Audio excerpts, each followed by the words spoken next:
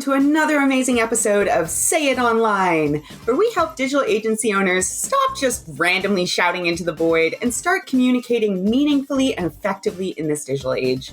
I'm your host, Say Gabriel, and this episode was brought to you by our sponsor, Anansi Content. If you're sick of conversion content being a huge pain in your agency's butt, especially websites, campaigns, etc., let's talk. With the smoothest content process ever, a team of unbelievably skilled and organized content strategists, and years of subcontracting experience, Anansi is looking to make your life as a digital agency owner unbelievably easier. Just head, if you're interested, to anansicontent.com, that's ANANSI content.com, and hit Let's Talk. And now, without further ado, here's our episode. Hello, everybody, and welcome to another awesome episode of Say It Online. I'm super, I mean, what episode am I not excited at the beginning of it? I just really like talking to cool people. But today, I'm talking to someone who is actually not just an agency owner, but a friend. You know, we have been meeting and doing kind of just accountability and touching base for months now. I'm super excited to introduce Christine Bahu. She is the agency founder of SmileMore Marketing, and she's helped over 100 dentists bring new patients into their offices through traditional and digital marketing strategies. Her creation of the SmileMore Dental Savings Plan has enabled independent dentists to provide quality care for thousands of uninsured patients throughout the country. She spent over a decade managing the day-to-day operations of her husband's general dentistry practice. She's brought her 30,000 plus hours of dental practice management experience to her digital marketing business to help dental practices grow. Welcome, Christine. Thank you, Say. Thanks for having me. I'm excited to be here. Yes. You know, for a long time, I've known about kind of what you do for dentists, et cetera. I've known about your SmileMore plan and all this kind of stuff, but you've really been able to achieve what a lot of people in the digital agency world are looking for, which is kind of this win-win-win situation of recurring revenue, providing value, making an impact. Anyway, we'll dig more into that. But I'd love to just, before we get into that, dig into another kind of popular topic, which is specialization, you know, niching down. So I'm curious, how did you come to this niche? It sounds like you were involved in the industry before. Yeah, definitely. As you had kind of mentioned in your intro, I worked with my husband, I should say, in his general dentistry practice in Chicago for well over a decade. After I gave birth to twin boys in 2001, I left corporate America, and this was just a really good fit. I come from a business operations background. I knew nothing about dentistry, but when I went into his practice, I realized I could take a lot of the knowledge that I had and apply it to any industry to get the business running a little more tightly and just doing good things to help his business grow. I think that's really important what you said there about how actually when you came to the dentist industry, you were actually coming from somewhere else, but you kind of recognize those transferable skills. I think that's something that we can all relate to kind of as we kind of shift and move through different industries as we grow. And so then from there, what inspired you to go from business operations and managing a dentist's office to marketing? Great question. I'd like to say it was a formal plan or a goal that I had, but truly it just evolved. As everybody knows, 2008 was a pretty rough year for many businesses, and many businesses needed to dig themselves out of that hole. Dentistry was no different. And over the next few years, I realized that my family needed a second revenue stream just to be able to keep our kids in the school they were in and live where we, currently were living. And so I really wanted to find something else that I could do and take the knowledge that I had from both my corporate job in the telecommunications industry and then my 10 years of dentistry and make something special for it that was outside of actually the day-to-day operations of a dental practice. Okay. And that once again, kind of looking at where you already have the skills, I think that's really amazing. I think a lot of people, they look for that niche and maybe think that they have to kind of range super far. But what I'm hearing is that, because of course a niche isn't just who you serve, it's partially what you do as well, is that you really looked at, what tools, what is kind of the palette that I have, as opposed to thinking, okay, I need to go find a niche. I need to go do these things and kind of seeking them out elsewhere. Is that kind of what I'm hearing? Oh, absolutely. And really what caused this all to evolve was while I was working in my husband's dental practice, we had so many patients who had lost their dental insurance through the economic downturn because they had lost their jobs, and they really held back on getting quality care that they needed in terms of dentistry to stay healthy. So one of the last things I did for his practice was develop a plan that he could offer to his uninsured patients, that once they signed up for the plan, it would then entitle them to certain discounts throughout the practice, throughout the services that he provided. And the nice thing about it, it was not structured. If you know anything about medical or dental insurance, a lot of time participating providers are told what to do by an insurance company.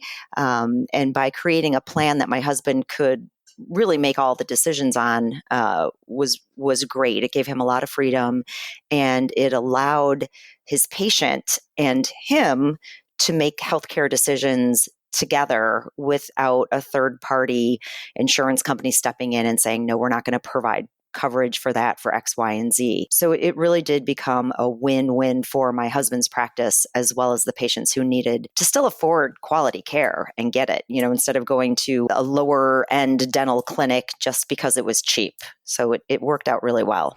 I'm really happy to hear that. It really sounds like, in this case, you were driven by the problem that you saw, not just in kind of the dental clinic, but a problem in the world that you saw an opportunity to kind of address, while, creating this kind of win-win scenario. Is that kind of what I'm hearing?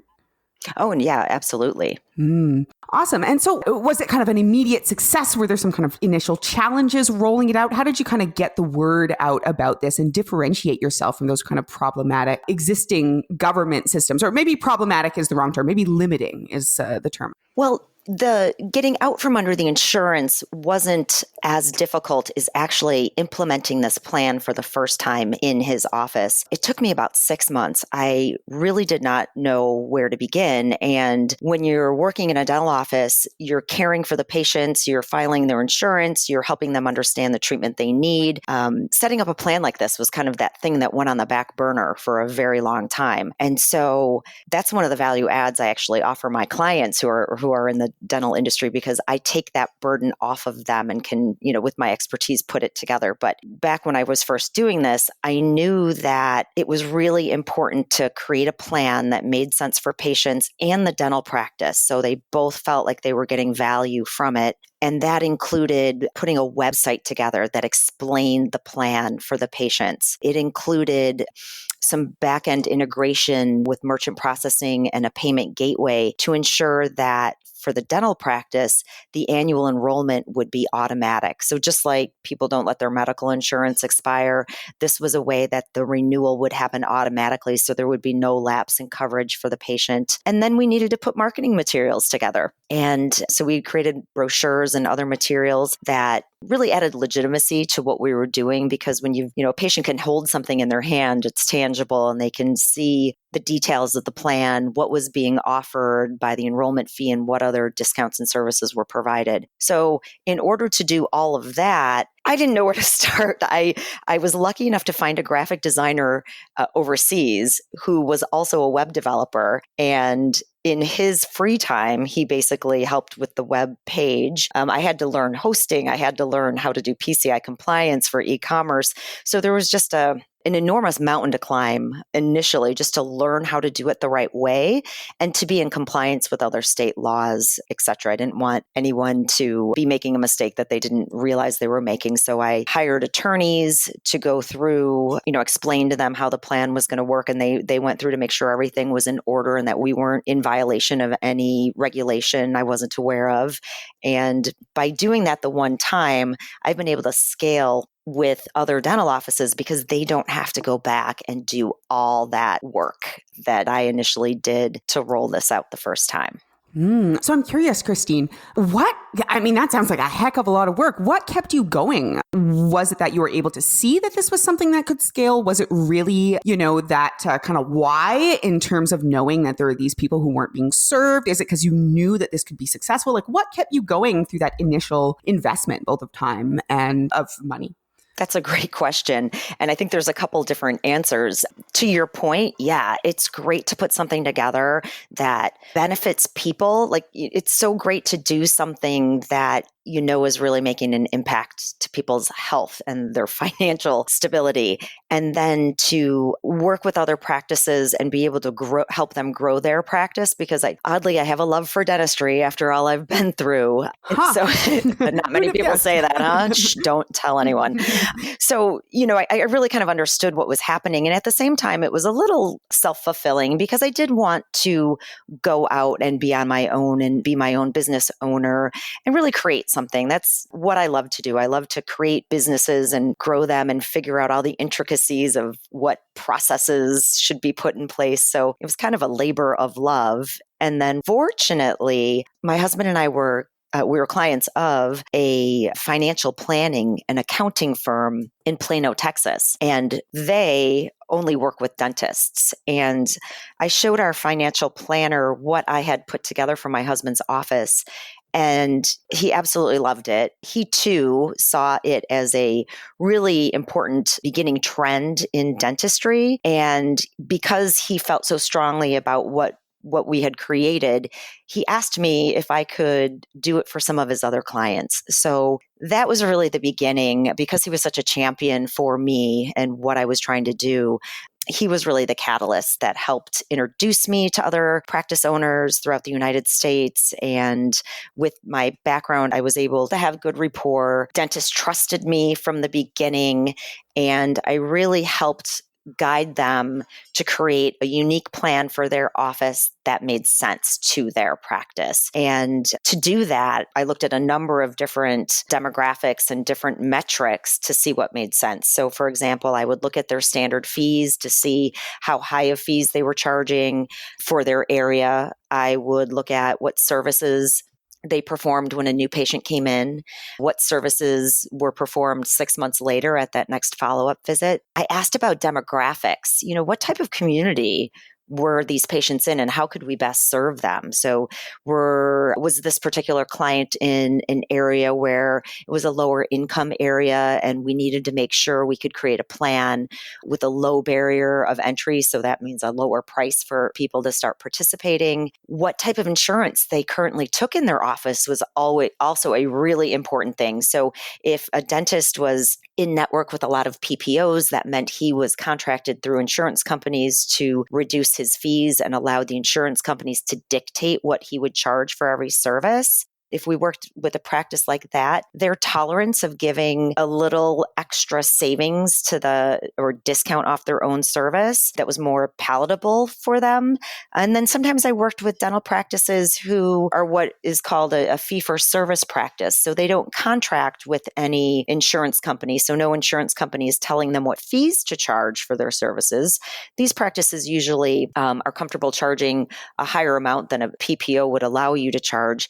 And if it was a really successful practice, there was no reason to develop a plan where the dentist would be discounting his services more, at a more extreme level. We were able to create plans that made each dentist comfortable while still creating a unique opportunity for the patients to come in and get the care that they need and feel that the plan was really providing them a value.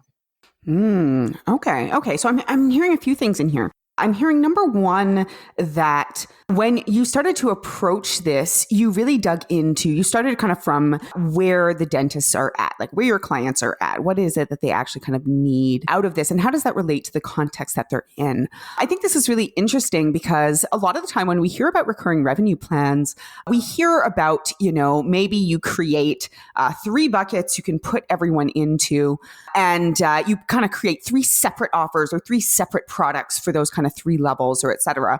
But what I'm hearing from you is that you set up the structure for one super high value product And much in the same way, almost as I kind of hear Pia Silva from Badass Your Brand, someone that we interviewed several episodes ago, do, is you then customize that product for the specific needs of the particular client that you're working with. So as opposed to kind of shuffling them in different directions, you have most of it worked out, and it's just kind of the details of how do we make it kind of valuable for them and with their clients. Is that, correct me if I'm off in terms of how I'm understanding this? No, that's absolutely correct. So within the structure of SmileMore Marketing, our process is exactly the same for every single client. So, we go through all the steps necessary to build a great plan and to help them market it and to help the dentist start a recurring revenue stream for their practice.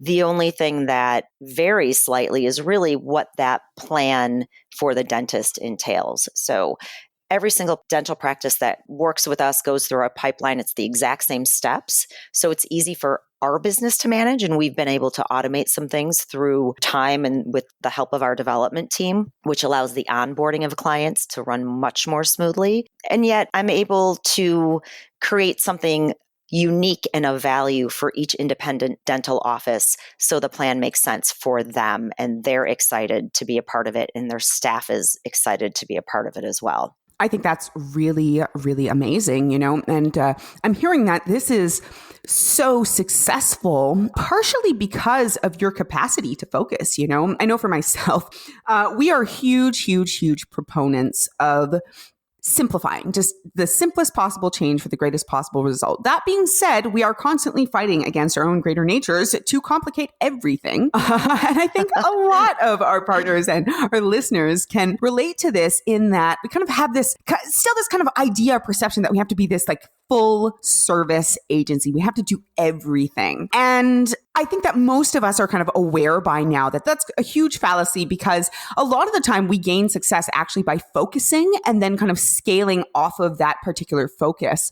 And I'm kind of hearing that that's a critical element of what you're doing here, is that, this works because you have committed yourself to this niche so thoroughly so that what you're learning from each project really applies and kind of grows to the next. And I'm also hearing that you have been willing to focus on this particular offering as your offering. Now, are there other things? Has it grown over time? Are there other things that you provide as well? Or is this still kind of number one?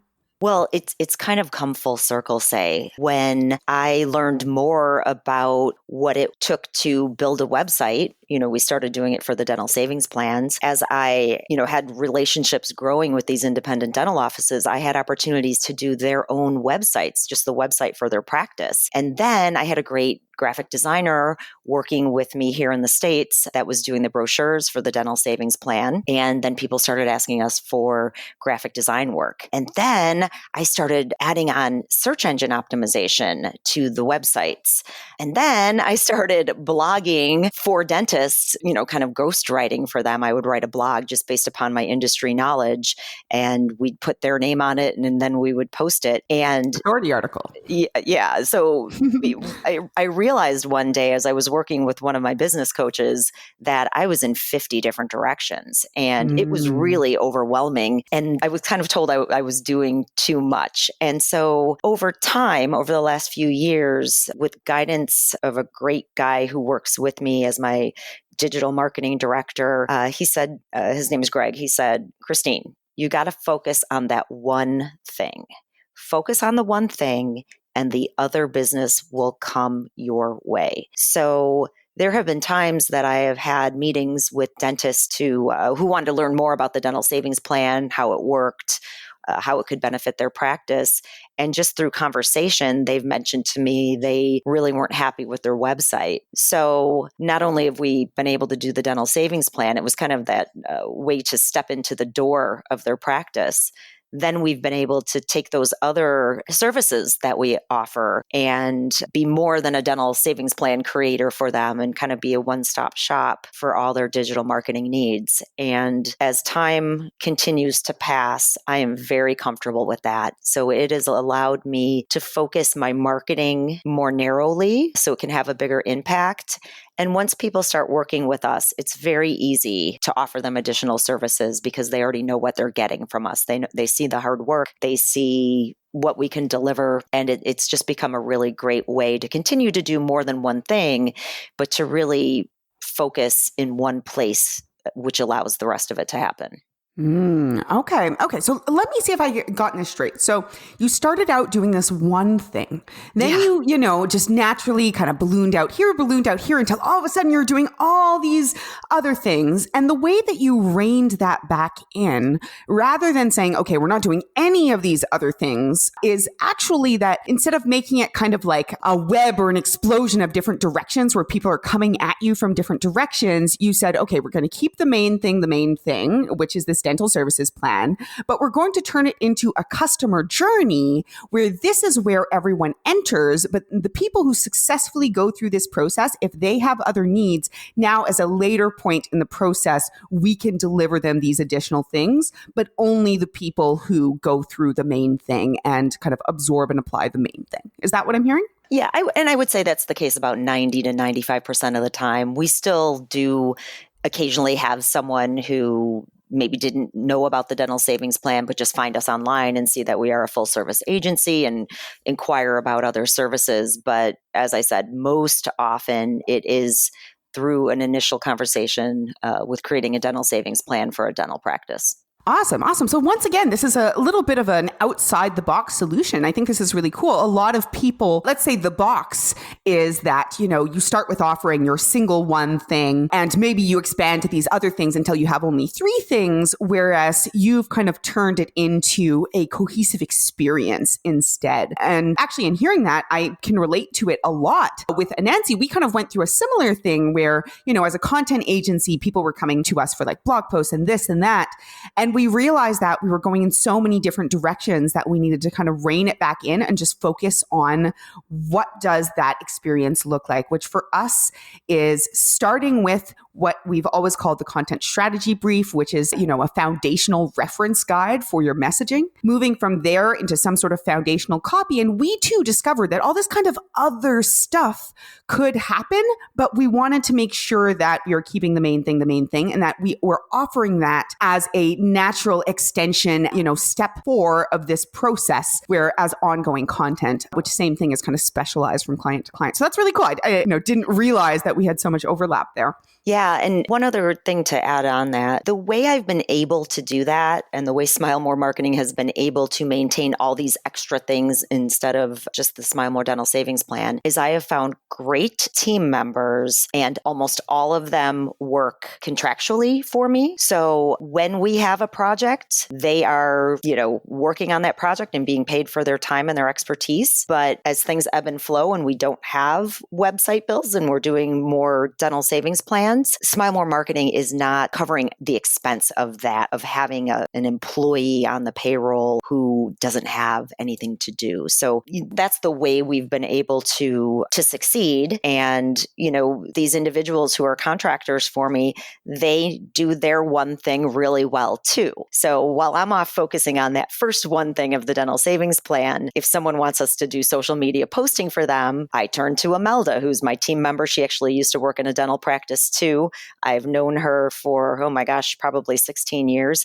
And she does that one thing. And I don't have to worry about her. She does it great. And so it's really worked out well that I can turn to certain individuals and just know the work is going to get done. I have one of the best graphic designers known to mankind. I am so thrilled that she works with me. And sometimes I don't have a project for her. And that's okay. She's a stay-at-home mom and she loves working, but she doesn't want to do it full time. So I've been lucky to find someone that when I've got a project, she does an excellent job of it. It gets turned around very quickly, but I'm not employing a full-time graphic designer when I might not have a need for one at that time.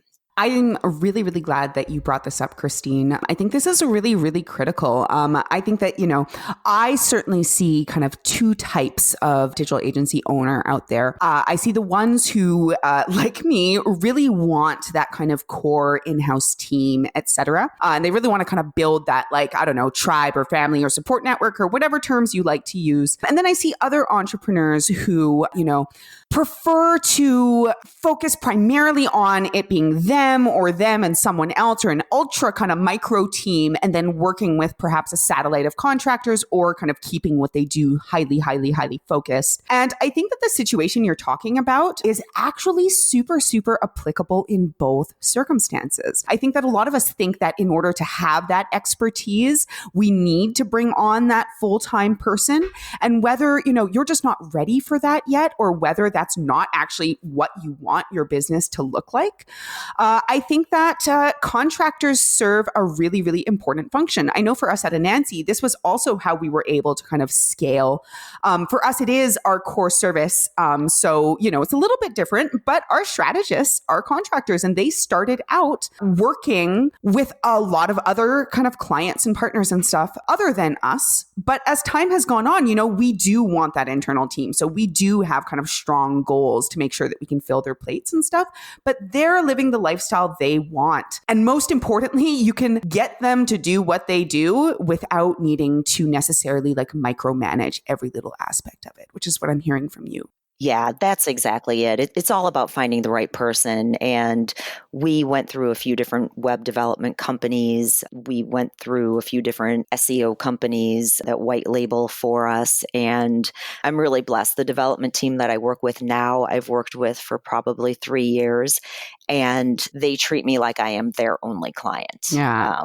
And it's amazing. And they are overseas, but the time difference is rarely a problem because we have a really good process in place. We use Trello to project manage our different clients. And if there is ever anything that is, quote, an emergency and needs to be dealt with right away, they're always available. So it's a great relationship. And as I've mentioned, a great digital marketing director, great graphic designer. I have a great VA who's learned a lot of the business, who's been able to take over some more of the day-to-day work with interacting with the clients and allow me to focus on the business more. So it's just been finding the right people, using their talents to the fullest and making them feel like they are truly part of the team. Yes, absolutely. I think that's critical. What sorts of things do you do to help your contractors really feel like they're part of the team?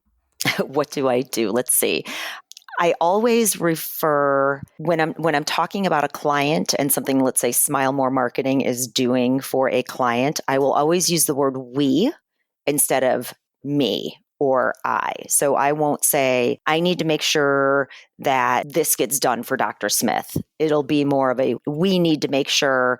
I just try to choose my words wisely so they feel like they're part of what we are doing. And I do that with our virtual assistant as well. I want them to feel that this isn't me driving the boat and then everyone else is kind of falling on board and just out of convenience. I really want them to feel vested in what they're doing. And I like them to give me feedback too. So I will ask advice, even if I'm pretty stubborn and single-minded at times, but I do want to hear other people's input. And so I consciously try to ask for that input when there's different decisions that need to be made. So they also feel like they are vested and are really contributing to the good of the business. Yeah, I always know that an interview is going real well when I'm doing the deep nods, which I'm doing right now, although you can't see me. I know that myself in my earlier years as an employee, this was critical for me, right? Like actually having an opportunity to give feedback, to know that your say is valued. I think that if you claim that people are part of your team, then it is important to make sure that they have a say, especially in their areas of expertise. Right, I agree. Cannot be overemphasized. But I do want to dip into, you're rolling out this SmileMore Dental Plan, you're going to all these different dentists, et cetera. When you started to scale, when you did move from kind of that one first really thorny implementation and started to kind of bring that to more and more dentists, were there any particular, what sort of challenges kind of came up, like from state to state? Were there kind of different laws you had to dance around, or what were some of the challenges that came up?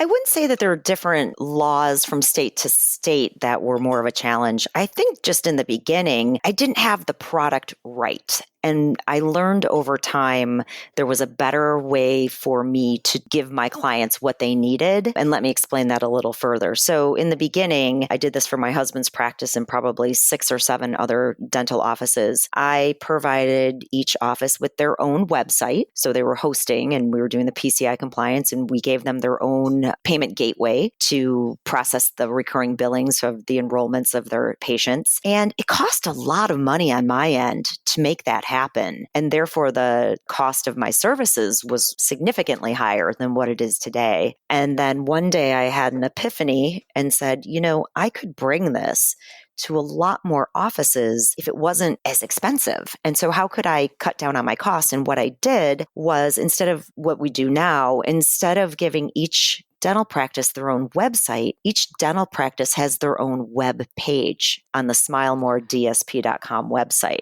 So now, instead of having to do and pay for hosting for each website, these web pages were like 5-6 page websites were 5 or 6 pages long. They required a lot more maintenance from the development team had so much more to update. These are WordPress sites. So as different plugins and themes needed to be updated, there was a lot of work. And then everyone had their own payment gateway, which was an additional expense. And now SmileMore Marketing owns their own gateway we purchased from a merchant processor. And not only, as I mentioned, does each dental office get a web page, which we actually allow them to link into from their own website, it's a shared payment gateway in the way that they have their own terminal. So each practice can only see their own information and their own patients, but it's not an expense I have to pass along to the dental practice. So I've found a way through time and a lot of trial and error to provide a better service for less cost and a lot of less time and effort on our end as well. I think that's really, really cool.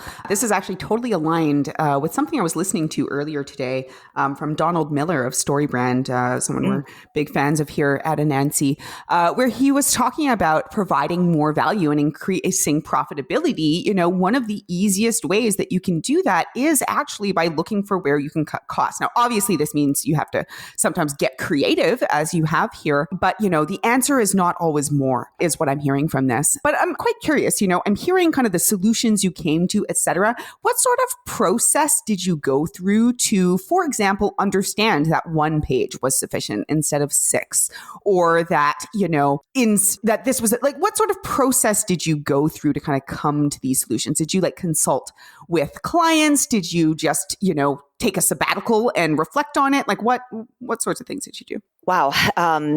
That's a great question. I think that I was coming into this entire world of creating dental savings plans with a digital solution with a website and what recurring billing was.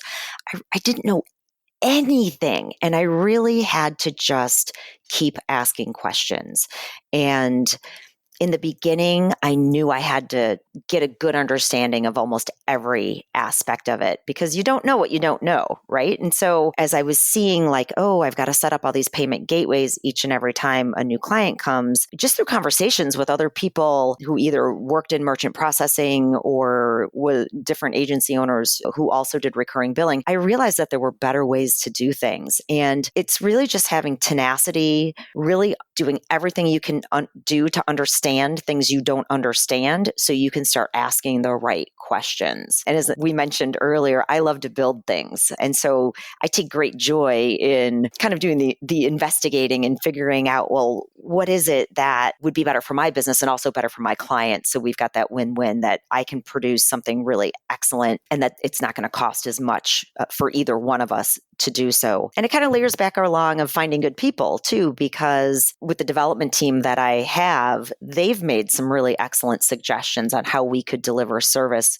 more efficiently and still provide all the things we were initially providing, and putting a great program together for each office. So lots of trial and error. I wish I could say there was a process, but or a process, as you would say up there in Canada. At least in my corner of the wood. Canada's pretty big. Yeah, in Chicago, it's more of a process. But I wish I could tell you it was a little more scientific and a little more thought out. But it was really just figuring out things on my own and then taking the advice of people who knew more than I did. So I love surrounding myself with people who know more than me in all the different parts of my business because I'm good at organizing. I'm good at putting the pieces together, but I'm not the best at doing social media postings or, building a website or any of those things. But truly, you don't need to be a subject matter expert. I mean, as I mentioned, I wanted to learn things in the beginning just so I knew the right questions to ask. But it's almost like within my own business, I'm a broker.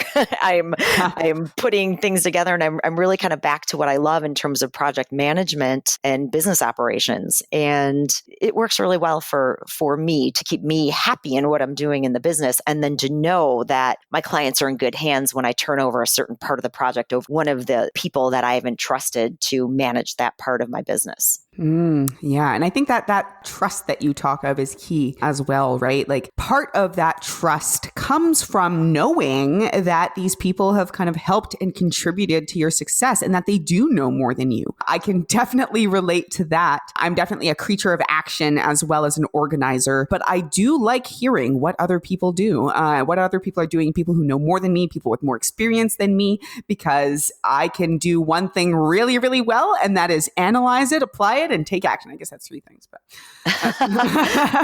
all grouped into one. Yeah, part of the same process. Yeah, same process. Okay, so you say that you had a lot of trial and error. At the same time, I'm also hearing like a lot of asking questions and digging deeper. I'm curious if someone else was kind of wanting to create, or maybe they have an idea for a recurring revenue product. Maybe they already have a niche and they're trying to figure out how to make it more profitable, how to make it that kind of right fit for the win-win-win value. Now that you're on the other side of it and have much more kind of experience and stuff, is there any kind of like insight or advice that you would give to someone who's going through it from the beginning? My advice would be to figure out how you could provide a service to your clients and genuinely have a reason for the recurring revenue. So you talk about the win-win-win. So the win for SmileMore Marketing is all of my dental offices that I work with are on recurring revenue. They pay SmileMore Marketing monthly. So we have an implementation fee to set the program up, and then we have a maintenance package. So we are providing customer support and PCI compliance and hosting the web page and making changes whenever they want, both with their brochure and the web page. So clients know exactly what my fees are going to be. There are other dental savings plans in the marketplace that they take a percentage of every single dental savings plan that is sold. So the dental practice doesn't know how much it's going to cost them each month. I don't believe in doing that. So, that's the dentist production. So I want to make sure that they keep their money and that they are not spending more money when they sell more of the plans. So for me, that's my win. It really helps us know what our guaranteed revenue is going to be for the next month. And it's become invaluable at times to have that recurring revenue stream as a guarantee that it will be there in the next month. For the dentist, they too are creating a recurring revenue stream for their practice. And in dentistry, that's something that never really existed for them before. I mean, up till this point, dentists don't get paid vacations. When they're not in their office producing, there's no money coming in the door. You eat what you kill kind of situation in dentistry. So we've been able to create this program for dentists that even if they're not in the office, when their loyal patient is actually renewing their membership the next year, it just happens annually from the very first day it was set up initially. So they too know that when they enter a certain month, they will have a certain amount of recurring revenue in that given month that their practice can count on. And dentistry certainly ebbs and flows too. You'll have a really busy month. You'll have a slow month. You'll have, insurance claims outstanding. Your accounts receivable will be high. And so that's become a great cushion for the dental practices as well. So I'm growing my recurring revenue and helping them to grow theirs. And I really think that just finding a way to offer continued value and support to clients is going to be the best way to grow your own business. It gives you security. If you need to make some investments, you'll know that money will be there. And you take joy in doing the same for your clients. So what I'm hearing here is that you really are looking for that win-win. You're looking for that, we kind of joke that the win-win is kind of that almost like that gold thing that you hope you can achieve. But what I'm hearing from you is that the true value actually comes from looking for that. Like if someone is trying to create something like this for themselves and thrive within it, that one of the things they should be looking for is not to simply offer something that benefits them or peripherally benefits the audience, but look for that true value. What can you offer that is critical to them that nobody else is offering? Well, Christine, this has been super amazing. I feel like I could just keep talking to you. There's a reason why we have regular calls. Right. Talk about this, but this is really a joy for me to be able to kind of dig into this a little bit more with you. Is there anything about the process that, was really like important or cool or interesting for you that you think would be interesting for listeners? Honestly, I couldn't do this alone, through the support of business coaches, accountability partners like you. I mean, I really find great value in having that and another business owner, cheering you on and moving you along. So that's personal, but I don't know if you were talking more about like the dental savings plan that you wanted, like honestly, I think that's a great answer. I think that like we can talk about the dental savings plan and that's really specific or whatever, but absolutely you saying that you couldn't do this alone without the support of like coaches, accountability partners, etc. Mm-hmm. I think sometimes that we as entrepreneurs perceive that we quote unquote have to do this alone, or that there is greater strength in going about it alone, or that you're somehow weak if you're looking for or seeking support. But I think it's quite the opposite. I would not and could not be here where I am today if not for the generosity and openness and just connections that I've made and relationships that I've made. So exactly. Yeah. All right. So before we wind down now, I have a few super quick questions for our lightning round. Are you ready? I think so. All right. Awesome. So first question, what gets you up in the morning? I do love to work, and just knowing that a lot of things to accomplish each day, and I love doing what I do, it makes it very easy for me to get up and sit down at this desk and get a ton of work done. I actually have a little app that tells me that I need to get up and move every once in a while because I can really zone in, and I enjoy it a lot. That's awesome. And just super quick, what's the name of that app? Well, I actually have this ring. It's called the Oura Ring, Oura. And then there's an app on your phone, and it'll say something like, "Isn't it time to stretch your legs a bit?" It's very passive aggressive, but it's a nice reminder. If you've been sitting for about 50 minutes, you get 50 minutes, you get a little reminder to get up and move around.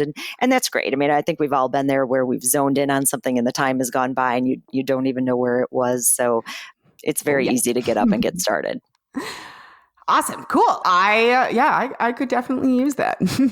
Okay. So what is then this is kind of a related question. What's the number one thing that you do to preserve your wellness? I exercise and I attempt to meditate. I wouldn't be truthful if I told you I did it all the time. But my husband and I have had conversations about exercise in general and how we know just based on our personalities that if we don't get some sort of exercise in almost every day, we get crankier and don't feel as good. And so that's my thing. And I know everyone doesn't feel that same way about exercise, but I think, just finding that special thing that you can do that makes you feel that you've accomplished something and that you feel good about yourself and helps you gain some confidence, I think it's really important. I definitely agree. And I know that's something when I transitioned to working primarily from home was more of a challenge for me because I would always cycle to and from work. And that was always really fun. You can do what I do. I have a stationary bike that I put at my desk sometime. And it fits exactly. And there's been days that I've biked, not aggressively, but you look down and it's been 15 or 20 miles throughout the day. Wow, so that's another, just to keep moving. I don't want my ring to start yelling at me. So that's my way around that. No, I actually like that. I've seen, I know one of the partners that we work with had kind of an elliptical kind of similar thing, but I'm definitely a cycling person. I like that idea quite a bit. Even as anyone who watches me on video, I like fiddle around with my feet. I have one of those ergo mats that allows you to like play with it all the time, and it's not enough. But we'll talk about that in our next Sure. I would love to learn more. Okay, and last question. So what is the weirdest habit that you have that contributes to your success? My weirdest habit. Yeah, however you want to define that. I don't know if it's fair to call this a habit yet because I'm still really in the development stage of this habit. But in looking back on, some past revenue numbers and profit numbers, I realized I was standing still. And the one thing that I truly do not enjoy doing in my business is the sales part of it. I like talking about the dental savings plan, but I, just kind of in my nature, it's just not my favorite thing to do. And so now I am creating a habit that the very first hour of every day I spend on sales, whether I like it or not. And then I pick a reward, and it's not always the same reward, but something I'll do for myself after I've accomplished it that day. So my VA starts at 8 a.m. and we used to always get together, kind of morning huddle, figure out what needed to be done. And he's been told now that I am on complete do not disturb unless there's a true emergency, like a website had gone down or something, which I don't anticipate happening. And so I really think doing something of that nature will force me, and I want to be forced. I want to do this for myself, but just to really like challenge myself to stick with it too. So you'll be able to hold me accountable for that, I think, going forward as I develop my habits. Well, that's pretty cool. You're really eating the frog, so to speak, for those of our listeners who've read that book. I know you're supposed to like start I don't know if that's from Eat That Frog, but you're supposed to like start your day with like icy cold water. So that's the most terrifying thing you do that day. And then your hour of sales isn't so bad or something. But I'm kind of hearing that like that's kind of what you're doing for the business. You're starting the day with the most difficult thing, then it's out of the way, and you can just focus on whatever it is to be focused on and pat yourself on the back and not feel guilty. Yeah. So my business coach suggested like, don't have your coffee until after you've got the hour done. And I'm like, heck no. I don't think I could possibly do that hour without my coffee. So I, turned to other things as little rewards. And I think that having that reward piece is really important too, because you're patting yourself on the back and you're making it worth it. And, you want to get through something that is super important that you just don't love doing. And that at the end of it, it'll be something nice. Yeah. That's that reward is kind of like a little celebration, which I know is really important for reinforcing habits because when we want to do things when we feel rewarded for them. Exactly. Awesome. Well, I'm going to wind us down with that, Christine. It has been an absolute pleasure to hear more about the back end of your business, what you do, how it came about. I already knew that we were like kindred spirits, but just hearing about kind of like your like operations and organization, et cetera, I'm like, oh yes, I like that. Well, thank you so much for having me. I really enjoyed my time with you today. Awesome. Well, thank you. I'd love to potentially have you on the show again. Can you just perhaps tell our listeners if they want to find out more about you, potentially connect with you, where they could do that? Sure. I'm a slave to my email. So anyone, please feel free to contact me directly. It's Christine with a CH at SmileMore.marketing. And we also have, our social media outlets that you can certainly connect with us on, but I think a direct email would be lovely. And our website is SmileMore.marketing, and you can certainly contact us through there as well. Phone numbers are on the website too, of course. Excellent. Well, thanks again, Christine. This has been a pleasure. To all of our listeners, thank you for tuning in, and we will talk to you next week. And that does it for another amazing episode of the Say It Online podcast. Join us next week, and don't forget to like and subscribe, whether it's iTunes, whatever your favorite podcast player is. It is always appreciated. It really makes a difference for us. It helps us get this word out to more people. As always, this episode was brought to you by our sponsor and Say's own business, Anansi Content. If you're a digital agency owner and you're still wasting too much time chasing down content that maybe isn't even all that great, let's talk. We've spent years working on the best process for selling, planning, and delivering amazing conversion content for your client projects. Better yet, we moosh our process to yours so that your client and you have a seamless and amazing experience the entire time through. If you're interested, just go to our website. That's www.anansicontent.com. That's ANANSI content.com. And just click Let's Talk. I'd love to chat with you. Someone else on the team would also love to chat with you too. Hope you have an amazing rest of your day.